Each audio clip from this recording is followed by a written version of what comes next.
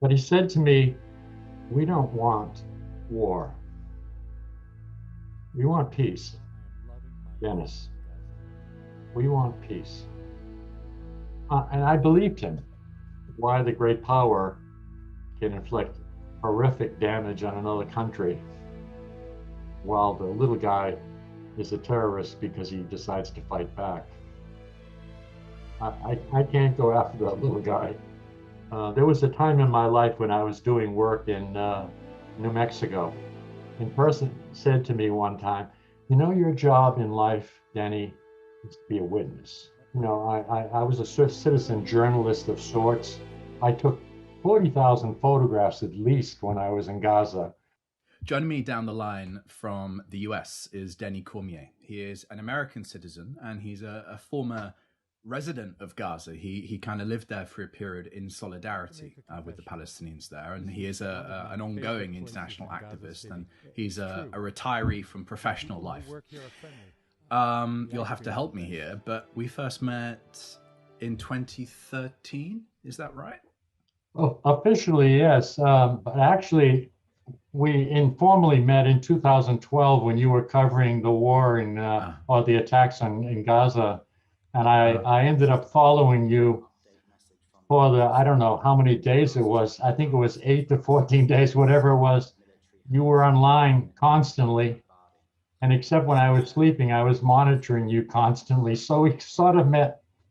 And that's, to be honest with you, that's what got me started with my journey to Gaza and then later on we talked. You were doing some films, including one about a young boy that was killed, and I think that solidified our friendship and our meeting because that film and your effort really impacted me for months and months and months. And when I see the film now, it still impacts me, even though I've met the family. His brother Bilal is an excellent friend of mine. So I spoke to him yesterday. Oh yeah, he's a sweetheart. He really is a really wonderful guy. So your journey to Gaza, as you call it, and that's a nice term to use for the rest of this recording, meeting, and call. I don't want to put words in your mouth, but it was a journey of what? It was a journey of solidarity, a journey of humanity, a journey of eyewitness. It was a mix, to be honest. What I saw of Gaza through your broadcast, which then encouraged me to make friends in Gaza using social media, it just sort of sparked something in me. I wasn't exactly sure how to deal with it. I had been following things in Palestine for some years, but only on a non-gut level. But suddenly there was an emotional aspect to it. To be honest with you, the first young person that contacted me, or any person that contacted me, was a person that contacted me and not me contacting them. He was a 13 or 14-year-old boy from Khan Yunis who just came on one day and said, "Hey, dude, how are you doing?" And and we followed each other for some weeks, including during bombings, when bombings were around his house. And then later on, when you did your film about Hamid, the night you released it and the night I began to help to promote it, I received a message on Facebook, and it was from Bilal Abu Daga. Now, initially, I didn't put two and two together, but I said hello and whatever, and then he just said to me, "I've seen the film. By the way, I'm Bilal's brother." When he was martyred. And he began to share pictures of Bilal. And then he said to me something during the conversation that Bilal died in my arms. You mean Hamid? Hamid, I'm sorry, yeah. Hamid had died in my arms. And that really kind of solidified in more of an emotional reaction. Now, later, I'll be honest with you, when you gave me the opportunity to go to Gaza in We 2013. did a I delegation did with the in delegation. Yeah, summer 2013 that's of correct. That's sort of correct. citizen journalists That, and that's activists, and I correct. think it was 24 of us in total from, I think, 14 different nationalities, and That's we were there for correct. what, That's four correct. weeks or so. That's correct. There was a lot of young people. I was the old man, the grandpa, but I learned so much from interacting with them. And I think that's important because very often we're dealing with this human rights issues as individuals, and that interaction was like critical. And I think you know from watching my experiences in Gaza that it was kind of love at first sight. Now, people have laughed at me occasionally for using that terminology, but I really did when I started meeting Palestinians face to face and people that I had been communicating with on the internet, but now they were in front of me. It was love at first sight. And as you know, I didn't want to leave. And that kind of love and whatever to call it, and we can go into what it means and what to call it in a moment, but that featured in my one of my TEDx talks about the globalized heart, and I mentioned your love for Gaza Yes. and your, if I can say, core connection Yeah. there, standing in solidarity with people, making those human connections. And I mean, the world is different now, and we can talk about how it's different now. But I just to cast the image back a bit for folks, you know, when Mohamed Morsi was the president of Egypt, the Rafah crossing from Egypt into Palestinian Gaza was opened, and that allowed folks like you and I to go back then Yes. more freely than now. And there was, after several years of isolation from the world because of the siege, there were efforts to go and to stand in solidarity to kind of get the message out and to make folks there feel like you're not alone. And that was kind of the mood at the time. And also, it was a different era technologically. So now we're kind of connected live to Gaza all the time, and sort of, it was a different world, wasn't it? It was completely. And actually, social media was just beginning to emerge as a major factor for the Palestinians living in Gaza.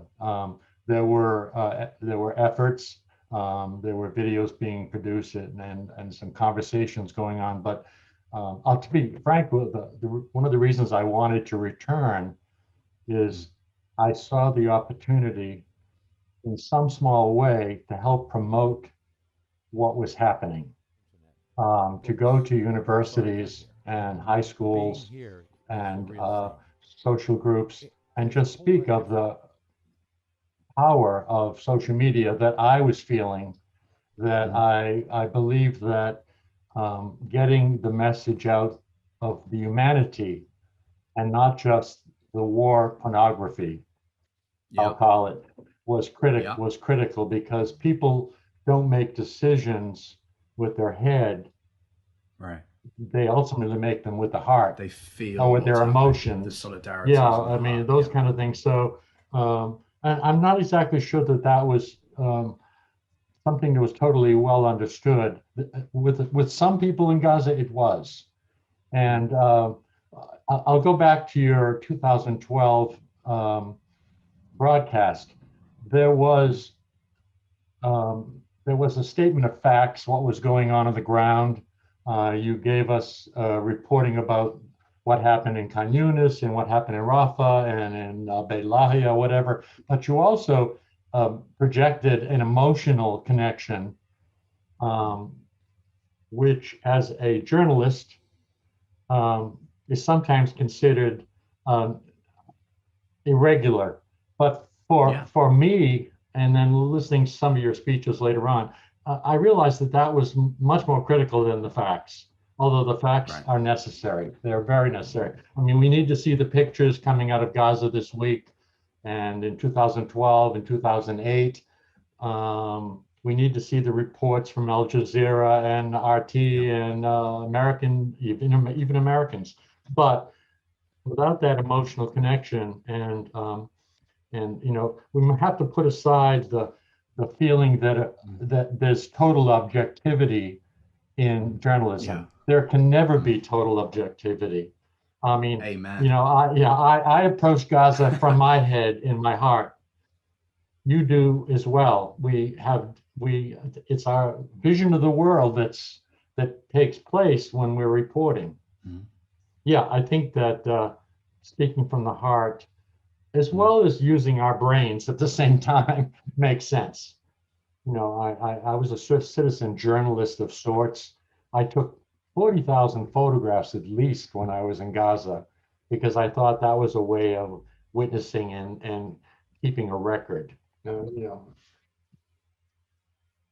I, Mm. because I saw the faces of trauma on children, and that became my focus a lot, even more than damaged buildings. Because every time I was asked to go and take pictures. The events that were taking place, friends in Gaza, oh, you come along, take pictures of this event. But every time I looked at the photos when I was editing them, I'm seeing trauma because most of those events were with children. And um, I I couldn't understand a word they would say to me because most of them didn't speak English, especially the younger ones or just the littles. Hello, hello.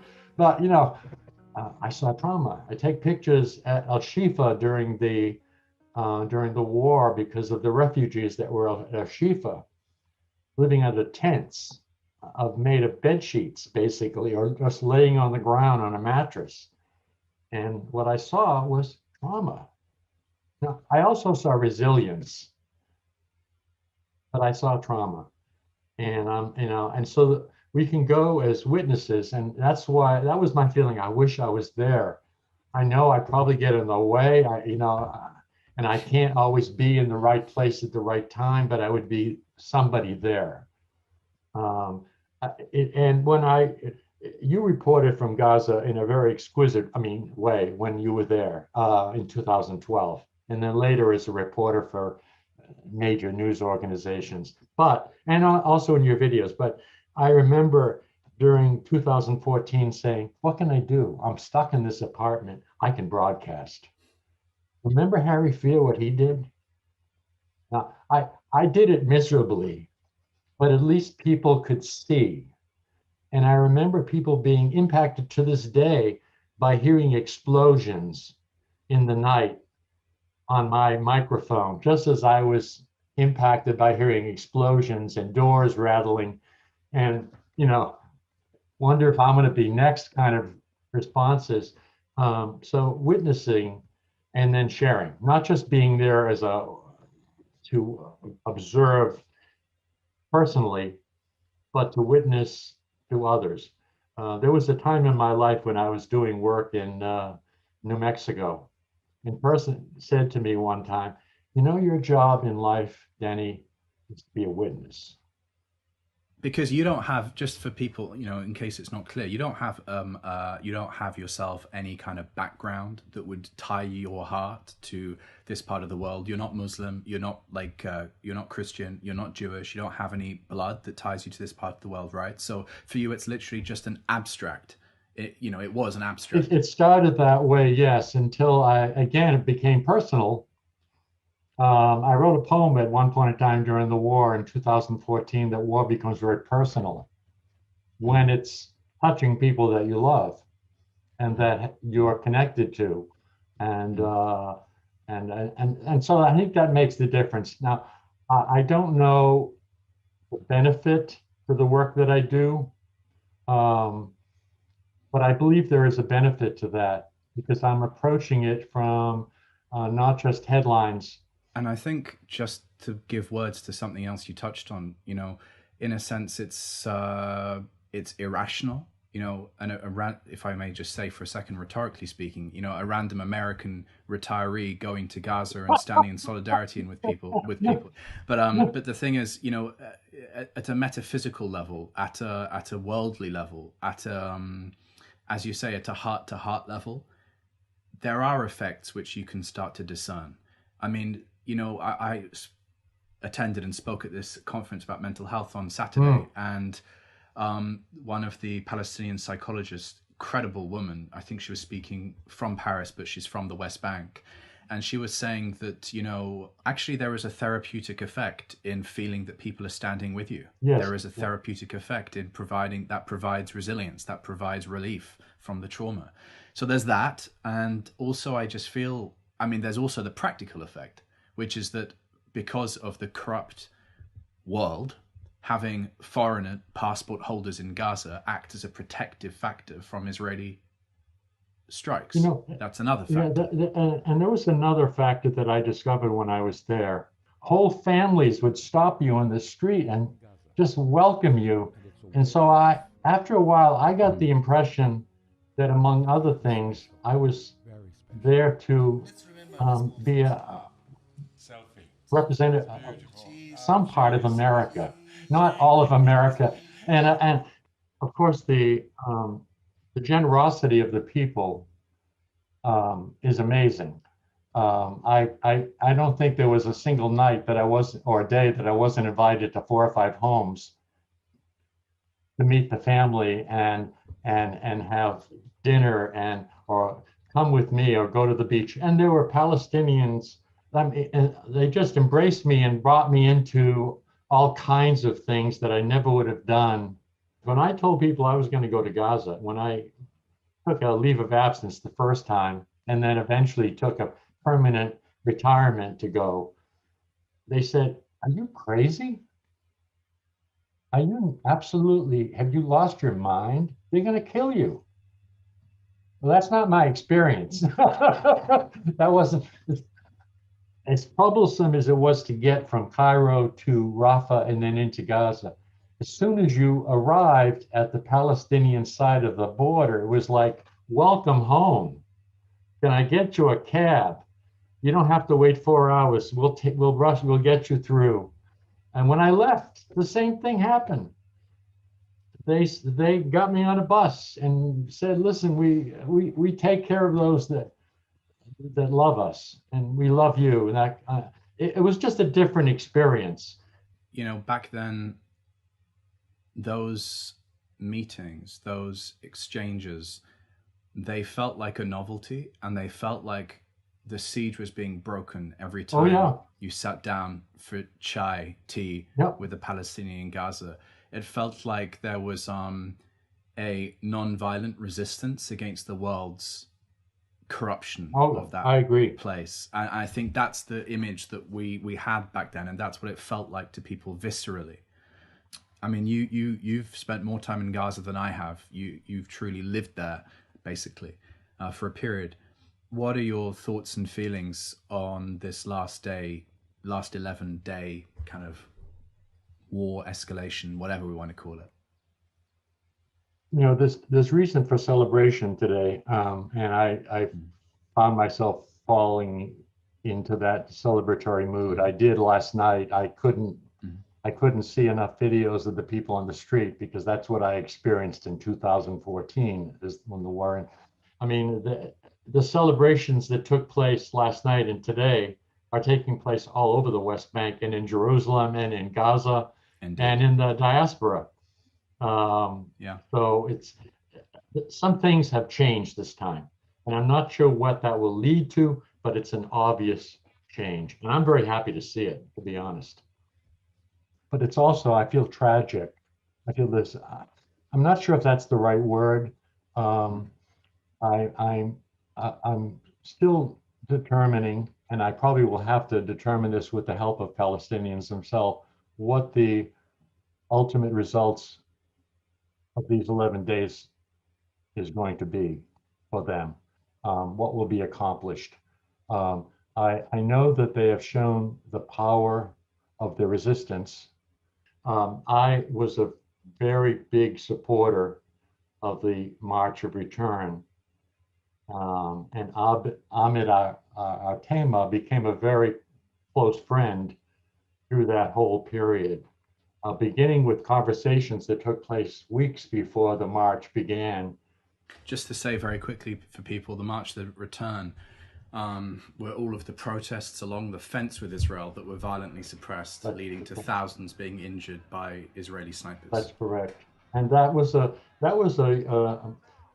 very defining moment, I thought, in the resistance, at least in the recent resistance. Um, and this particular response to what was happening in Jerusalem and what had happened on a critical date when the worshippers were attacked at Al-Aqsa um, showed that the resistance, I think the resistance was saying, you can't do this with impunity. Thank God it didn't last 51 days. Thank God. But the destruction that I'm seeing and that I'm hearing about from people on the ground, as well as just seeing on the social media, which is, it's, packed with it, is devastating. And after 2014, I visited Sujaya, and I visited Bidlahia, and I visited Bet Hanun and Kuzah. The areas most pummeled during that 51-day war. Totally destroyed in some cases. Yeah. I mean, walking through the ruins of Sujaya was an absolute shock. Yeah, I mean, it looks like, Hiroshima. Oh yeah, how the F could someone possibly do this to somebody else? I'm grateful that it lasted only 11 days, but so much destruction. Thank God not as many people killed. Thank God. Thanks Allah that not so many people, alhamdulillah, but and wounded, because my experience in Gaza at Al Shifa was seeing so many dead bodies and so many horrifically wounded children. My first experience, the first day I went to Al Shifa, because I was asked to go to Al Shifa and do some work, and I volunteered at one point in time, a doctor sat me down and did a little bit of orientation for me. And he said, I want to show you some photos.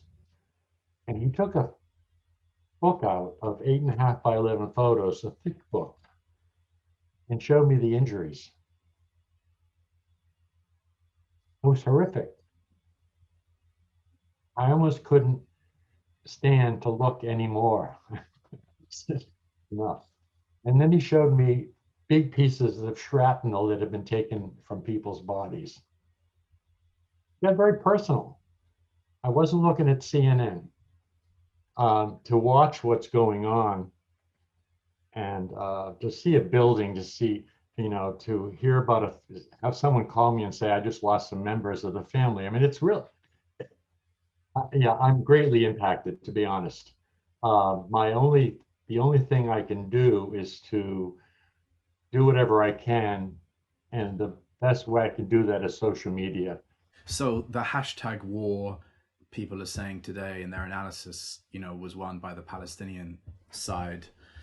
I believe so. And we've talked about the kind of background to how social media has risen over these times. Oh yes, this time is so different than 2012 and 2014, because I was monitoring CNN here in 2012. I was monitoring CNN and other channels from Gaza while I was there during the 2014 situation. And this time, it's America is your toughest cookie. The UK is right there alongside of us in some respect. But for the first time, I was seeing reporters like Velchi and others, Trevor Noah Trevor, whatever his name is, and others speaking candidly about things that have never ever happened on the media before. I cannot watch that footage and hear those numbers and see a fair fight. Israel has one of the most powerful militaries in the world. They can crush Gaza like that. Destroying a civilian residence sure seems like a war crime, regardless of whether you send a courtesy heads-up text.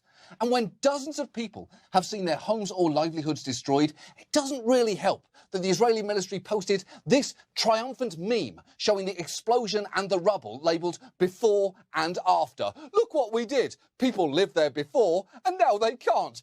I remember back to 2012 when you were there reporting.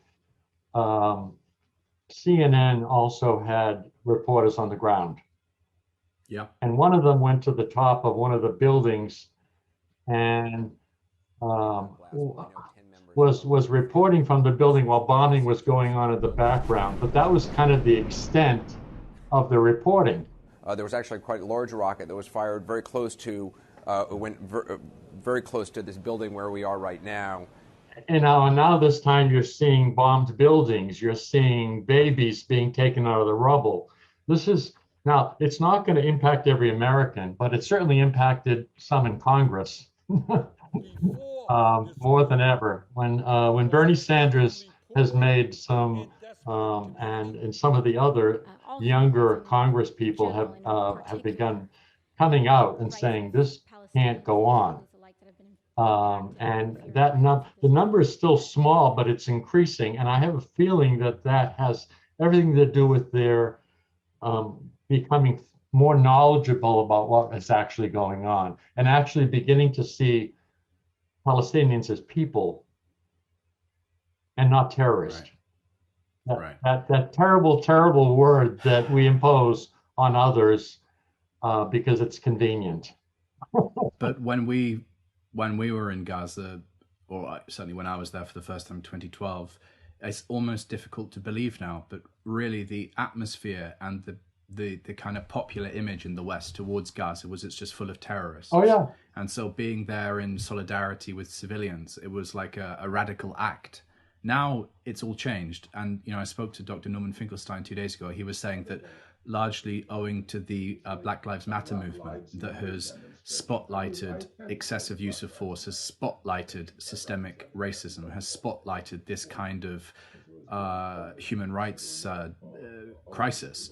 That paradigm has now been applied when Gaza is brutalized. Oh, yeah, exactly. And it's just all in a new light now. Yeah, the connections have been made both by the Black Lives Matter group itself and individual people that connected to it, but also by the media making that connection.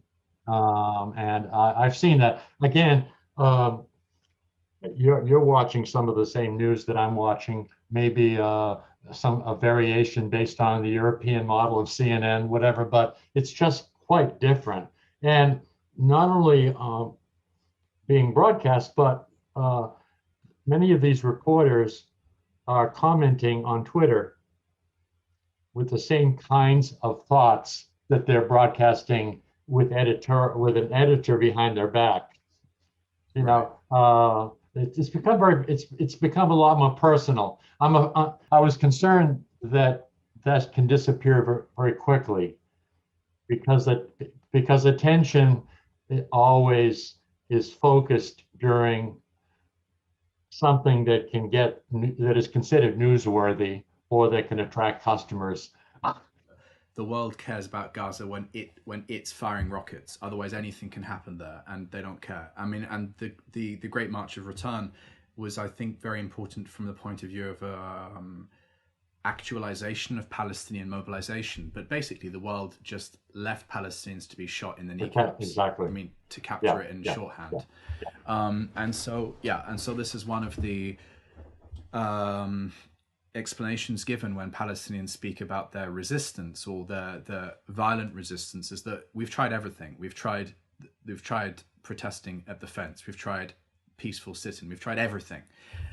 So I just put that in there as context. Yeah, and I think that there's something that happened in Gaza this time, even more than I've saw in the past, and that was tremendous support of the Hamas in their acting as the principal actor in the resistance.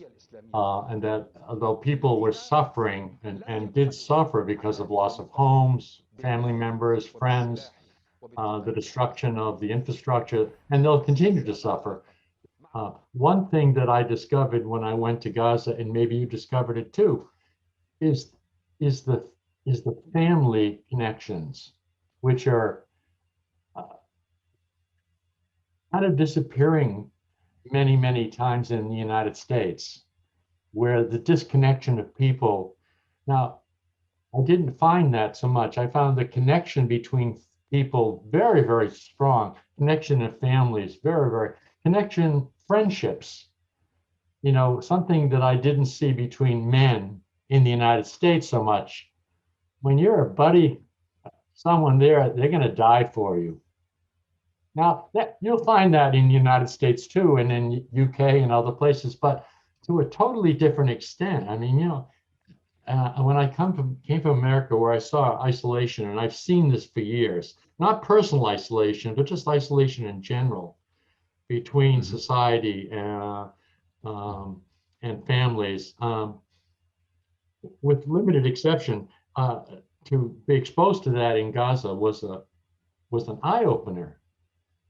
My dad told me one time when I was a young man, and I thought he was crazy when he said this, you know, we should buy a big old house, several floors, and mom and I can live on one floor, and you and your brothers and your families can live on the other floors.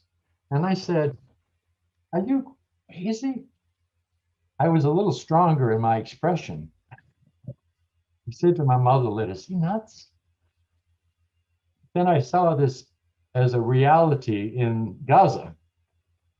Right. With all the pluses and minuses that a family in a big old house can bring, it was a solidarity among the people that probably allows them to survive all of the things that have happened to them. Add two things there. First of all, as we heard in the Gaza Still Alive film, the targeting of the family homes, if you just place that against what you've just described, this core of resilience in the family and the human, destroying the home is like metaphorically wiping out the family, if not literally, then at least, you know, at some, you know. And the other thing that I'm hearing from you is that your experience in Gaza was that Palestinians taught life. Yes. Much more than, you know, I've done a bit of traveling. I haven't been all over the world. You've been a lot more places than I have, and thank God, and bless you for doing that. But my experiences in many places and my explorations of other places through social media and meeting people, whatever, it's just, it's an eye opener when you go there and you see this. And that is, I mean, attacking the family, attacking a whole home or a whole building, and kind of breaking down the social cohesiveness that exists there, or attempting to do that, to me is horrific. To me, that's the greatest crime against humanity, more than taking a building down, is what it does, what it's attempting to do to the cohesive, you know, Palestinian nature. And there are challenges. Yes, there are challenges between the governments and in the West Bank and in Gaza, and yes, there are some challenges between even individuals within Gaza who belong to different political parties and different affiliations. But what keeps it all together, I think, is the family. What keeps it all together, even though this is not a religious issue, is Islam. Islam has a major factor in that cohesion too. I remember almost every Friday I would go to the mosque. You and I lived in the same building in Gaza at different times, but we lived in the same. In fact, we lived in apartments that were adjacent to each other, even though not at the same time. And I remember there was a mosque around the corner that I really truly loved.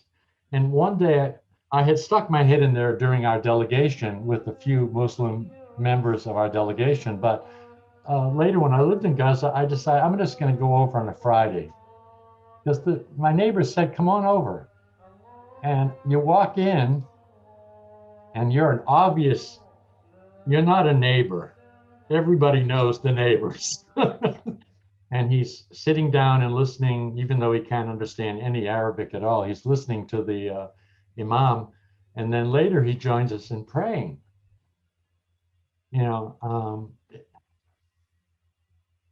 I really felt that there was something that takes place. I'm not a Muslim. I've read the Quran many, many times. My experience with the Muslim religion is through the people in Gaza, and then later for almost a year in Egypt. Do you feel that this is turning now and heading in a better place? I don't want to put words in your mouth, but as long as we've known each other over the last approaching 10 years, Gaza has been an open prison camp. But in the last 2 weeks, it feels like Gaza has, certainly in the eyes of more people, has become a part of Palestine with Palestinians stuck in it. Is that in my head? No, I think things are changing. I don't want to be too optimistic, overly optimistic. It's going to take a lot of work and communication to end some of the things that are going on. It's going to take probably the international community to put pressure on the Israeli government. We have the ability to do it. When people say to me, how do I help Gaza? I'll say, do you have any connections with anyone in Gaza? And many times they say no. Maybe because of fear. Am I going to be talking to a terrorist or whatever? Just as I had to go to Gaza to realize that I was dealing with a wholly different world than I was seeing on my media, and meeting Palestinians from the diaspora as well, who were part of our delegations, and meeting people through social media over a period of months, nothing changed. Nothing would have changed. I probably would have believed the rhetoric eventually that I was seeing, that these bastards, these terrorists, I probably would have been sucked into it because that's what we hear. That's what we hear. And, I think I told you when I was talking to people in Gaza, what I was hearing on the ground from them before I went there was very different than what I was seeing on the media, whether it be the New York Times or whether it be the CNN or MSNBC or whatever it might be, even the Financial Times and things like that, and definitely BBC. Why do you think the Israelis block people from going to Gaza to see what's happening? I think it's,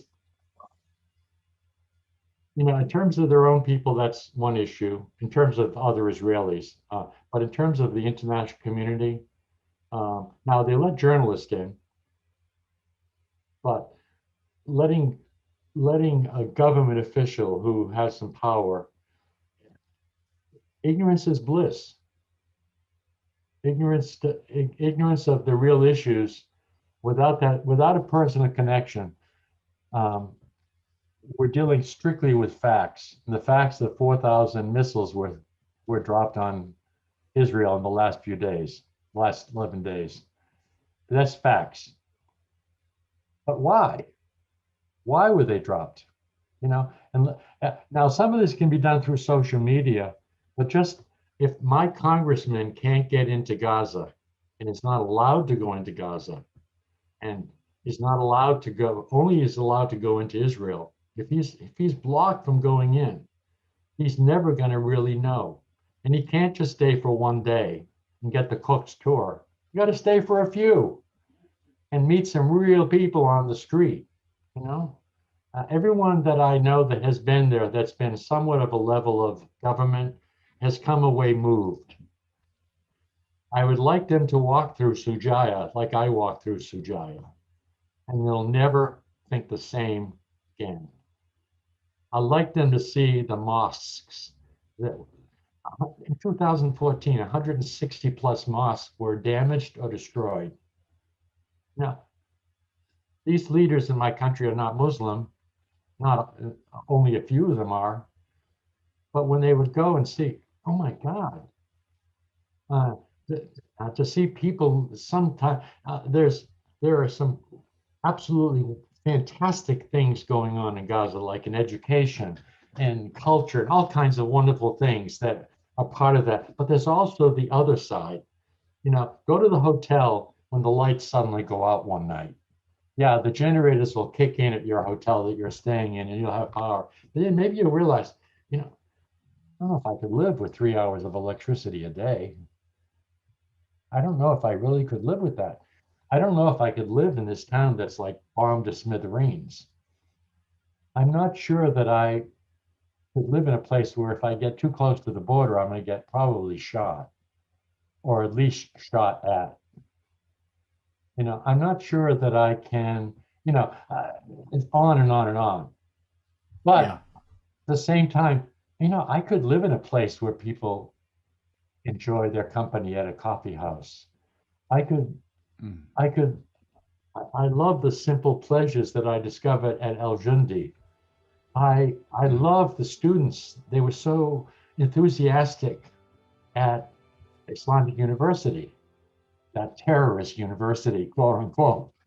I just met so many great kids, and when I would speak at Islamic, and I know you've done it too, there were like 300 people anxious to hear about America, because the Palestinians that have left and gone to other countries have a whole different worldview when they return. They have a broader worldview than they could possibly have just living alone in an isolated ghetto. And the worldview that might be just increased just a little bit for a politician that realizes, these terrorists are people with human emotions, human aspirations, human desires. They all, maybe during the day they're a baker, or a plumber or a policeman. But they have reasons for their anger. And maybe this is the best way that they can express it. So, I'm not going to say that's wrong, because if I was in that man's position and had gone through what that man or woman had gone through, my worldview might be quite different. And so resistance for me, peaceful resistance is the way. I'm a Gandhian, and I love that part of me. But at the same time, there are moments when I could say, I would love to kill you. I don't necessarily act on those, but that's part of me. That's part of me, not you personally, Eric. Yeah, I understood. Sure. We'll give you the salam greeting. but somebody who has gone through some really horrific things in their life, or lost a brother, lost a home, have no job, who has to live with 3 hours of electricity every day, who doesn't have good water, who can't leave Gaza when they got a scholarship to Oxford, Right. Who's been stuck there for 30 some years and never been able to leave that ghetto. And, United States and UK has no compunction about bombing the crap out of another country when a few soldiers are killed. And that's sad that they are killed. But why the great power can inflict horrific damage on another country while the little guy is a terrorist because he decides to fight back. I can't go after that little guy. And I can't go after people that do what they have to do to survive. You can get away with anything if you feel that this guy out here is only an enemy. He's going to kill you. You can you can kill the child through collateral damage and see that, well, it's Hamas did that. I didn't do that. Hamas did that. I've had many, many conversations, both in English and in Arabic with a translator, where people were free to speak their mind. Mm-hmm. I never heard hatred of the Jews. I didn't. I heard hatred of some events. I heard hatred of the attacks. I heard hatred of the occupation, but I didn't hear hatred of individual or even of leaders. I mean, I had ample opportunity mean, to do this. If I had gone for a week, or when I went with the delegation, there's a limited amount of communication that takes place. But when people bring coffee with you and smoke shisha night after night after night, all of a sudden they open up and they tell you what they're feeling, even sometimes what they're feeling about things that maybe they wouldn't want to have publicly repeated because they trust you. I met Hamas leaders, not the top Hamas leaders. I met people in the resistance. On one of my final days, I met one of the brigade commanders who just suddenly asked to see me. And I thought, oh my God, I'm going to get shot for sure. No, I wasn't really thinking that, but it was like a nervous thing because I suddenly got a contact saying, and I said, when? And they said, 5 minutes. And I said, okay. And we sat and we had coffee and chocolate cake and looked at photos of his children for 2 hours. And then he disappeared into the night. But he said to me, we don't want war.